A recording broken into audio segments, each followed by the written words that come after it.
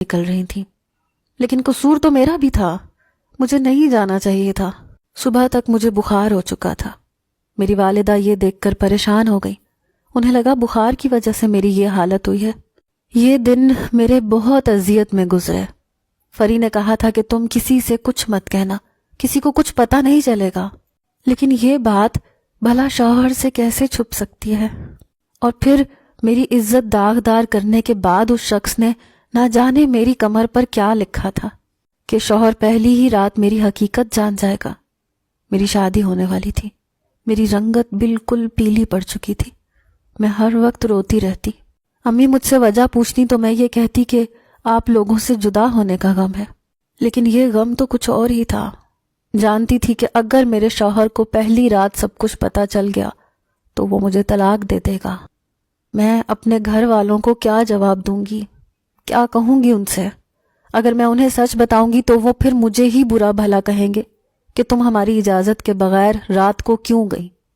حالانکہ میری دوستوں کا یہ پروگرام تھا کہ مہندی کے بعد وہ شادی تک روزانہ آئیں گی، ہلہ گلہ کریں گی، لیکن میرے گھر میں تو سناٹا سا ہو چکا تھا۔ یہ میرے اندر کا سناٹا تھا، یہ مجھے ہر چیز سے بیگانہ کر چکا تھا۔ میرے دل سے صرف اس نوجوان کے لیے بد دعائیں نکل رہی تھیں، خدا کرے وہ مر جائے، یا اس کے ساتھ بھی کچھ ایسا ہو کہ وہ تڑپتا رہے، اذیت برداشت کرتا رہے، روئے، موت مانگے، لیکن اسے موت نہ ملے۔ میں جتنی بد دعائیں اسے دے سکتی تھی دے رہی تھی۔ اس شخص نے میری زندگی برباد کر کے رکھ دی تھی۔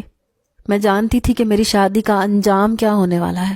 جیسے جیسے میری شادی کے دن قریب آ رہے تھے مجھ پر ایک خوف طاری تھا۔ شادی کے دن بھی دلہن بنی میں خوف کے زیر اثر تھی۔ سب لوگ ہنس رہے تھے، باتیں کر رہے تھے، میری تعریفیں کر رہے تھے، لیکن میں بالکل گم سم تھی۔ حالانکہ میں نے حذیفہ کو پہلے نہیں دیکھا تھا، بس ایک بار اس کی تصویر دیکھی تھی۔ شادی سے کچھ دن پہلے تک مجھے اپنے شوہر کو دیکھنے کا بہت اشتیاق تھا۔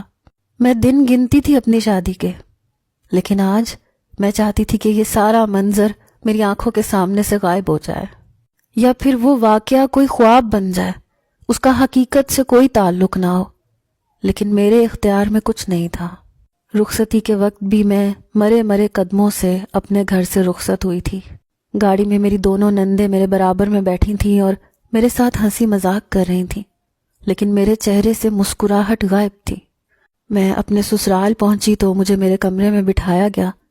اس وقت میرا دل یوں تھا کہ جیسے خوف کے مارے ختم ہو جائے گا۔ میرا جی چاہا کہ کہیں سے کوئی مجھے زہر لا دے، میں کھا کر مر جاؤں۔ کیا جواب دوں گی میں اپنے شوہر کو کہ میں پاک دامن کیوں نہیں تھی؟ اس لیے سوچا کہ اپنی آنکھیں بند کر کے ساری حقیقت اپنے شوہر کو بتا دوں، لیکن پھر مجھے اپنے معاشرے کے رویے یاد آنے لگے۔